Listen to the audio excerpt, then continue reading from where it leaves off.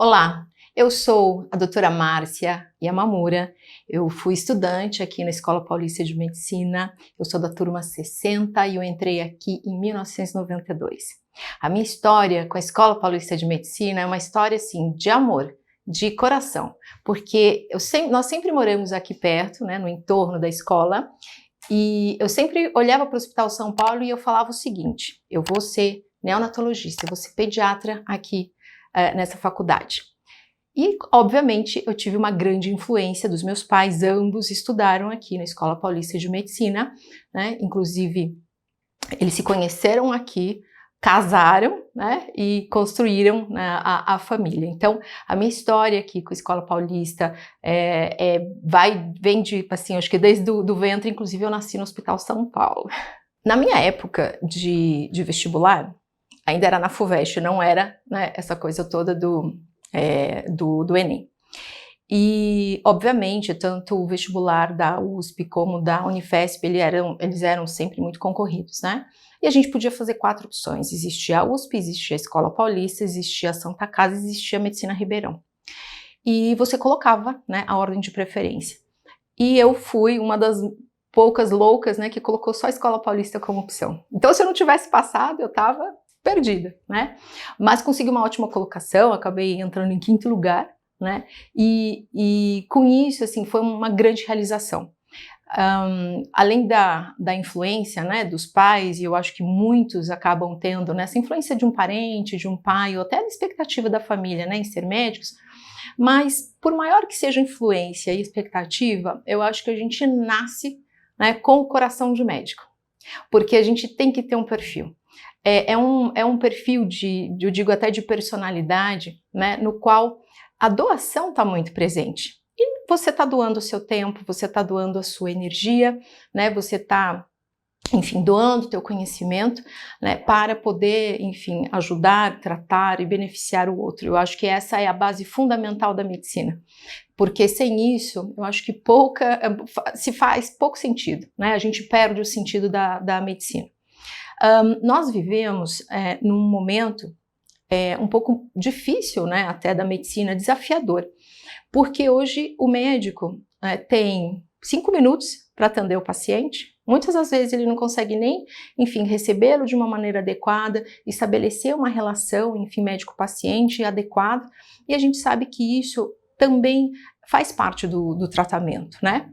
Mas voltando ali para a história, ao entrar, então, na Escola Paulista e passar por toda aquela coisa, né, do trote, etc., é um mundo totalmente diferente, né? Nós estamos acostumados, assim, a vir, enfim, da escola, de se formar, né, no ensino, até o ensino médio, a gente está num mundo protegido, e o ingresso na faculdade é uma grande transição para a vida adulta. A gente acha que virou adulto quando a gente entra na faculdade, né? E a gente começa a ter os próprios desafios, né? A gente de outra natureza, inclusive, né? E eu acho que para o estudante de medicina, a gente tem um misto de querer aprender logo para poder atender o que a gente quer tratar o paciente, né? E ao mesmo tempo a gente precisa estudar muito, porque sem o fundamental, sem o básico, né, a gente também não chega a lugar nenhum.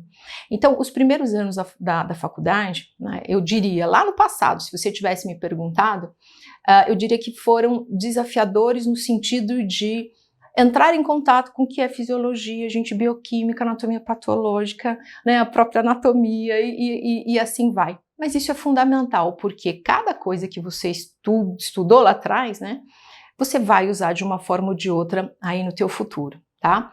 Agora, olhando para trás também, eu diria que foram os melhores anos, né, da minha vida e da vida dos meus colegas. Até hoje, né, o pessoal da turma, né, da turma 60, a gente se encontra e dá muito orgulho, né, você vê os teus colegas de turma, aqueles com os quais às vezes estavam ali na atlética, nadando ou jogando futebol, ou às vezes até bebendo, né, contigo, e hoje são chefes aí de departamento e ocupam, enfim, posições né, importantes, não só aqui na nossa comunidade, mas também nos principais hospitais, né? Então, nós temos um vínculo, um laço fraterno que a gente realmente carrega para o resto da vida. Então, para quem está estudando ainda, né, seja na medicina ou qualquer outra faculdade, aproveitem, porque é o melhor período da tua vida. O trote, na verdade, eu sei que o trote mudou muito, né? E na minha época, o pessoal dava trote mesmo. A gente ficava pendurado em cima de uma árvore, você voltava toda suja. E por ser filha de professor, eu fui um pouco massacrada, porque a minha mãe era a primeira a abrir a porta e falar: filha de professor! Eu levava balde de água na cara, assim que eu descia do carro, eu falava para minha mãe deixar mais longe, a minha mãe deixava bem na porta quando tinha aquela muvuca do pessoal jogando água no outro. Mas assim, tudo isso, claro, né, com o devido respeito. Às vezes a gente até tende a exagerar um pouquinho no trote. Hoje o trote é mais ecológico, sei lá, respeitoso, eu não sei como é que chama, mas são memórias também, né, que a gente guarda. E é um momento também que a gente entra, né, em contato com o segundo, terceiro, quarto, quinto, sexto ano. Então, o momento de você ser calouro é um momento muito especial também. Por quê? É tudo tão novo e você é, obviamente, recepcionado, né, pela comunidade toda.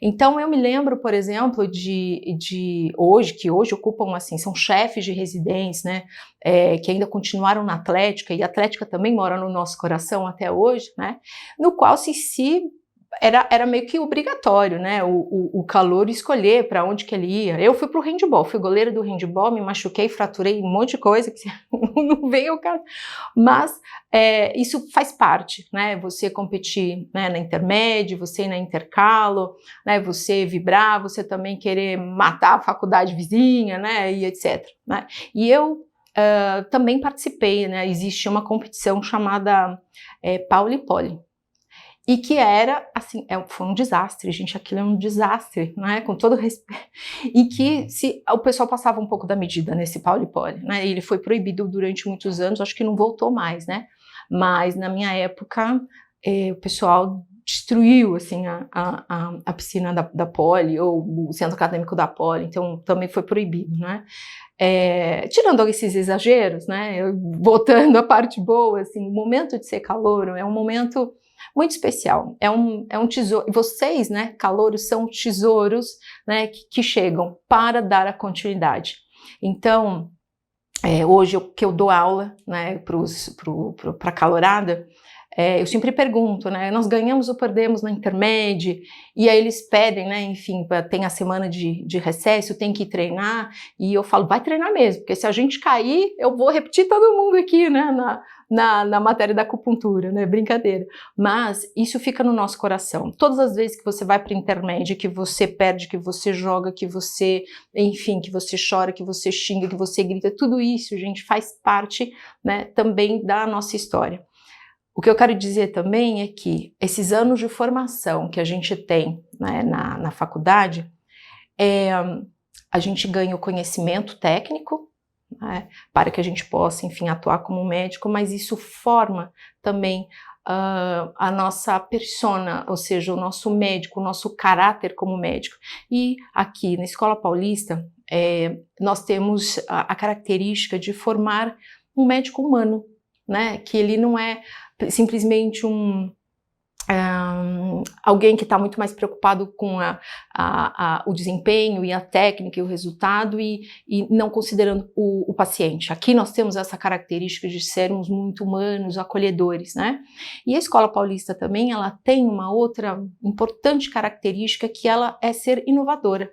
Tanto é que ela recebeu a acupuntura, né, em 1992, algo que nenhuma outra faculdade tinha feito, né? Então a Escola Paulista também recebeu a homeopatia.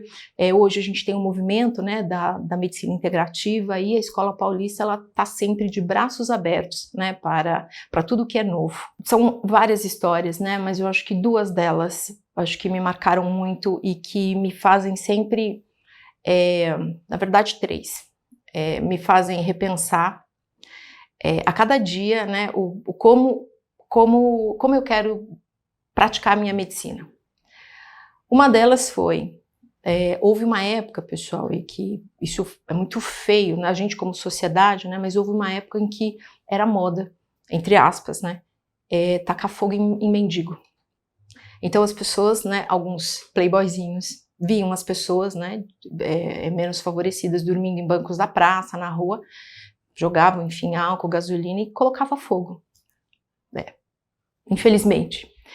E eu estava num plantão lá no PS de cirurgia, acho que no 5º ou no 6º ano, e chegou, né, a pessoa chega queimada, obviamente, porque a pessoa estava coberta, né, e aquilo queima e gruda, né, na pele da pessoa. Então, a gente, como 5º ou 6º ano, você faz o trabalho, né, ajuda o residente, então a gente estava limpando, né, toda a pele que estava queimada. E aquilo foi muito difícil para mim, porque eu não consigo entender como é que a gente consegue fazer isso com outro ser humano, né? E o mais impressionante para mim foi o próprio senhor, era um senhor até, não digo tão de idade, mas ele devia ter, sei lá, os seus 60 anos, e que a gente também não tem a mínima ideia, né, de qual é a história dessa pessoa, por que essa pessoa está na rua e etc. E a gente tão preocupada em perguntar se estava doendo, né, ou não, se a gente precisava, enfim, aplicar mais anestésico ou dar um analgésico para ele. E ele só sabia agradecer. Ele falava que a melhor coisa que podia ter acontecido com ele era isso, porque ele tinha, né, vindo parar no hospital e hoje ele ia tomar banho e hoje ele ia comer. Então aquilo me marcou, assim, de uma forma que, além de poder, né, me posicionar em relação à crueldade e ao que é, enfim, a nossa irmandade, né, nós como seres humanos, eu também entendi que a gente precisa estar sempre atento, né, do ponto de vista, da perspectiva de quem a gente está atendendo. Não é só a nossa. E a gente tende a praticar a medicina achando que eu vou fazer o que é certo, né, da maneira mais correta possível, mas a gente esquece, né, de ouvir o que o paciente tem para dizer para a gente. E o outro fato, né, o segundo fato que me marcou muito foi quando a gente passa no bloco da pediatria, a gente vai para o Embu, né, ia para o Embu. E lá a gente atendia algumas escolas, né, de periferia. E como eu sempre quis ser pediatra, eu era aluna exemplar da PED, né? Então a gente ia para as escolas e a gente pesava, media, né, essas crianças. E aí uma das crianças que estava atendendo, ela tinha baixo peso. Ela não estava desnutrida, mas ela tinha um baixo peso, as condições de higiene dela, né, eram um pouco precárias e tal. E quando é assim, nós fomos orientados a chamar, né, os pais que estavam lá para poder, enfim, falar, pedir, solicitar, né, que eles prestem mais atenção, que eles tenham mais cuidado, né, porque é uma comunidade carente. Então eu, né, vestida de pseudo-médica ainda, porque a gente não é, né, chegou o pai, eu falando, olha pai, o senhor tem que dar mais atenção, né, a higiene dele, etc. Olha, ele não está crescendo, ele está se alimentando, porque precisa ter uma boa alimentação, o senhor precisa, né, dar uma coisa de melhor qualidade, frutas, verduras, etc, etc, né, e ele também tinha uma diferença na altura dos membros, ou seja, ele tinha uma perna maior que a outra. E como que o senhor nunca investigou, né? Porque eu tinha questionado, ele falou, não, nunca levei para um acompanhamento. Eu falei, mas isso não pode, né? Nós somos responsáveis, né, pelas crianças e etc. Então o senhor como pai, o senhor tem que, né, cuidar do seu filho, etc. Aí ele falou assim para mim, ele falou, olha, doutora, que eu nem era doutora ainda, hein? Olha, doutora, eu entendo o que a senhora está falando e eu prometo que eu vou me esforçar. Mas sabe o que é? Eu tô com ele faz pouco tempo, o menino tinha já uns 6, 7 anos. É que eu achei ele na lata do lixo e eu peguei para criá-lo. E naquele momento, gente, eu percebi que a medicina, ela não é só pesar, medir, prescrever um remédio, ela é muito mais do que isso. Então, esse também foi um fator que me fez ser uma médica muito mais humana e atenta para esses detalhes, né? Porque nós temos o nosso julgamento. É muito fácil a gente, como médico, julgar. Ah, o paciente não quis tomar o remédio, o paciente não me obedeceu, eu mandei, né, eu prescrevi ele tomar determinada medicação, mudar a alimentação, mas a gente não sabe o outro lado da história. né? Não sabe mesmo. E eu acho que a terceira coisa que me marcou muito, além de que não foi mais como acadêmica de medicina, né? Mas que foi uma coisa, enfim, que me marcou muito, né? Porque, como eu falei para vocês, nós somos uma grande comunidade. Foi quando o próprio Dr. Issal, ele teve umas questões, enfim, de problemas de saúde. E nós chegamos, enfim, lá no pronto atendimento do Hospital São Paulo, onde a gente passa todos os dias, né? Para passar visita, para, enfim, entrar de um lado, sair do outro, né? E eu fui parar na UTI do Hospital São Paulo acompanhando ele, né? E num primeiro momento, óbvio, a gente poderia ser transferido para qualquer outro hospital, né? Particular, do convênio, etc. Mas meu pai decidiu ficar aqui, porque aqui ele sabia que ele ia ser muito bem cuidado, né? Porque aqui também estavam os colegas de turma dele, que eram também hoje professores da cardio, professores da cirurgia, professores da UTI, etc. Tudo colegas de turma dele, né? Então, eu vi como é importante esse laço, né? O laço e a confiança que a gente vai formando ao longo, né, dos nossos anos, né, de medicina e de residência, e o carinho que eu vi, né, ele recebendo, não foi só como um paciente ou até um paciente importante, que ele era um professor, não, foi um carinho de irmão, né, e por pessoas daqui. Então, acho que isso também me marcou muito. Acho que esses foram os 3 momentos. Então, hoje, eu estou como chefe do grupo de acupuntura, que está dentro do departamento de ortopedia e traumatologia, né, na Unifesp. Nós temos um grande serviço, né, do ambulatório de acupuntura, e também nós temos um serviço inédito em todo o país que se chama Pronto Atendimento de Acupuntura, no qual nós trabalhamos como uma porta aberta, ou seja, quem quiser passar no pronto atendimento, é só abrir uma ficha que você vai ser atendido, né, por um médico e você vai receber o tratamento de acupuntura. Então esse é um benefício também que durante a trajetória, né, da construção da acupuntura dentro da Unifesp, no qual o professor Dr. Issal Yamamura teve grande participação, liderou todo esse movimento, essa é também uma devolução que a gente faz, né, para a nossa comunidade, e além, obviamente, de tratar dos pacientes, a gente tem recebido também os alunos, os funcionários, né, da nossa comunidade, tá? A acupuntura hoje, ela está em 2 instâncias, ela está como disciplina eletiva, ou seja, os alunos da medicina do 1º até o 4º ano, eles podem escolher fazer a disciplina eletiva, e sempre é uma surpresa, porque assim que abre, né, as vagas para a disciplina eletiva, rapidamente ela se esgota, né? E também nós estamos com a Liga Acadêmica de Acupuntura. Essa liga ela foi fundada desde 1994, né, e a acupuntura foi trazida para cá, né, dentro do meio universitário em 1992, né, na figura do professor Issal.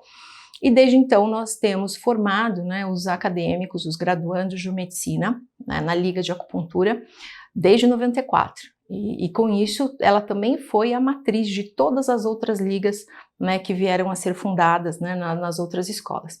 E hoje nós temos assim, uma grande parceria com outras faculdades para poder ajudar, né, que as escolas que não tenham, né, nenhum contato com a acupuntura, com a medicina chinesa, nós costumamos apoiar, tá, essas faculdades. Então, se você é de alguma faculdade de medicina e precisa do nosso apoio, pode contar conosco. Eu acho que o grande recado que eu quero deixar para os nossos futuros médicos é, primeiro, parabéns por terem conseguido, né, passarem nas faculdades de medicina, né?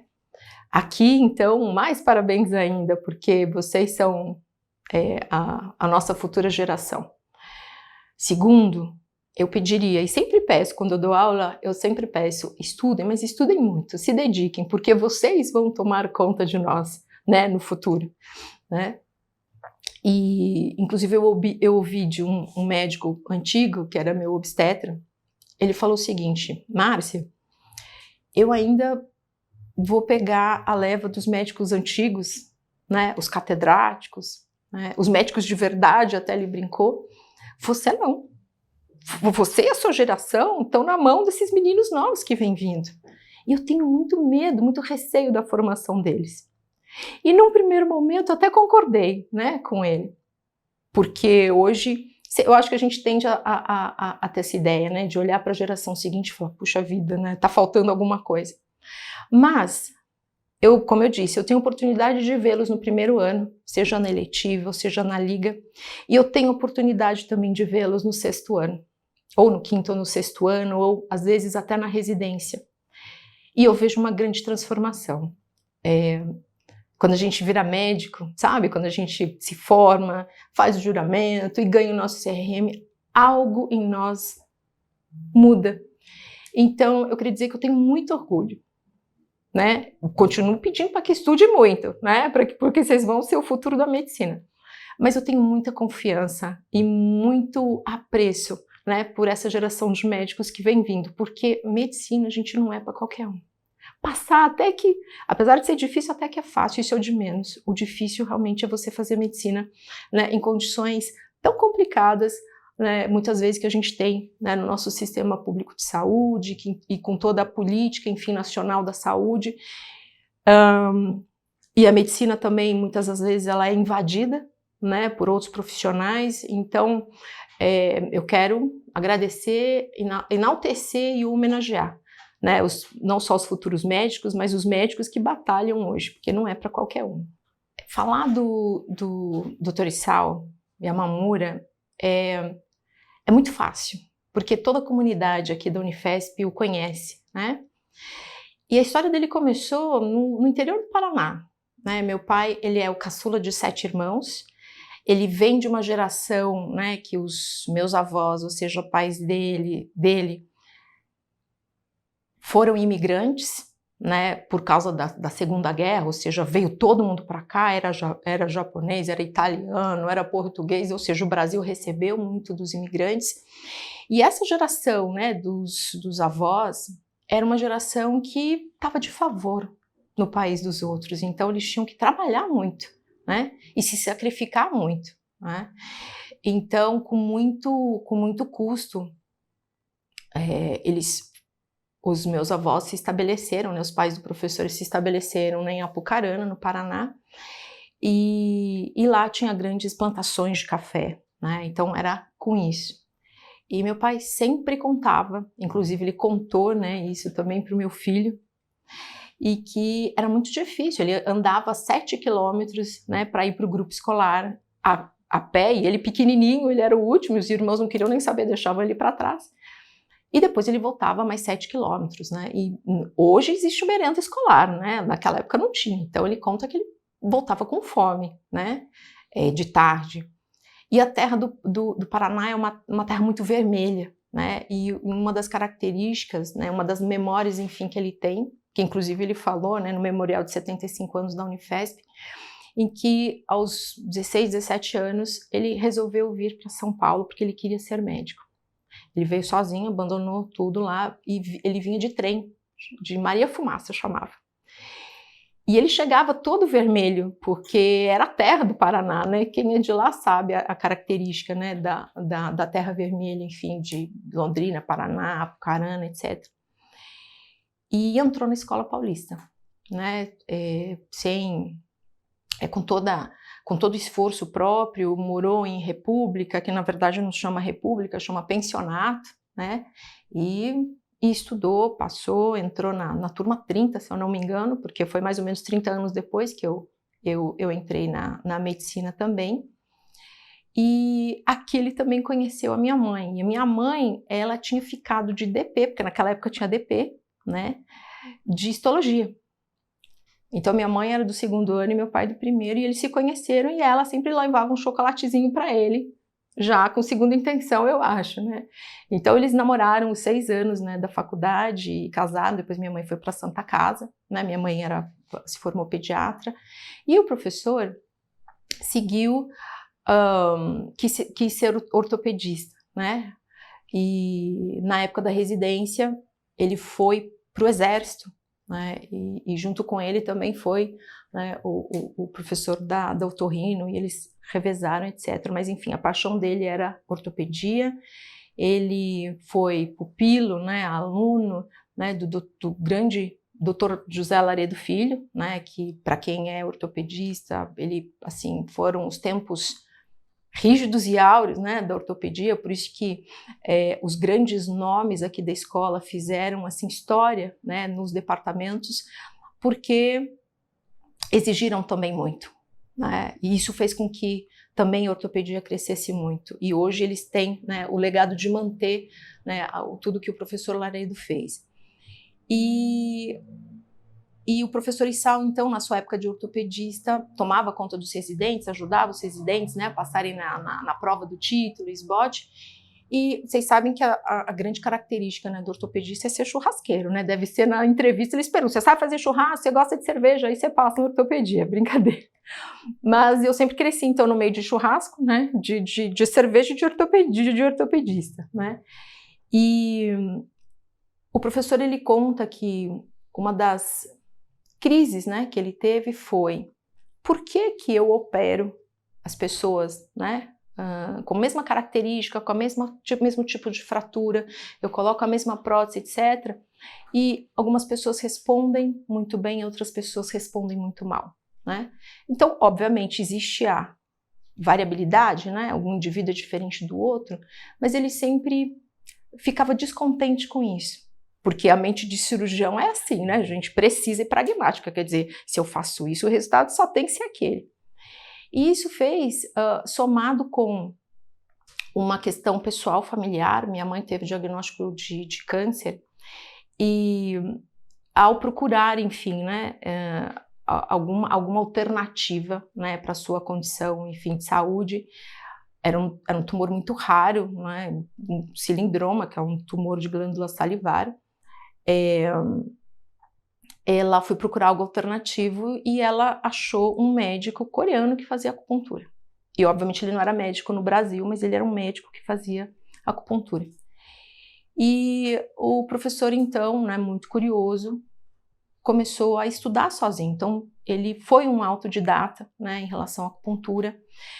Fez um grande movimento, né, que contribui inclusive para que a acupuntura ela fosse reconhecida, né, como uma especialidade médica, né, isso culminou em 1995, mas na década de 80, 83, mais ou menos, ele ajudou a colocar a acupuntura dentro do SUS, que não era SUS, era um outro nome, e também chegou para o professor Laredo e falou o seguinte: olha, eu estou estudando um negócio que se chama acupuntura, né, e acredito nisso e gostaria de trazer para cá. E pela credibilidade que ele tinha já como ortopedista, né, dentro da casa, muito respeitado, o Dr. Laredo falou assim: bom, se o Issal está falando, então pode trazer. E é por isso que a acupuntura está dentro do departamento de ortopedia e traumatologia, porque muita gente pergunta, né, mas só tem a ver com ortopedia? Não, é porque o professor, ele era ortopedista, né? E com isso, desde 92, que foi o ano, né, que eu entrei na escola, então eu falo que eu entrei junto com a acupuntura, né, na Unifesp, ele começou a fazer uma trajetória de dar a devida evidência, né, para a acupuntura. Então, ele foi para anatomia com o professor Serafim Crescente para descrever o que era o ponto de acupuntura.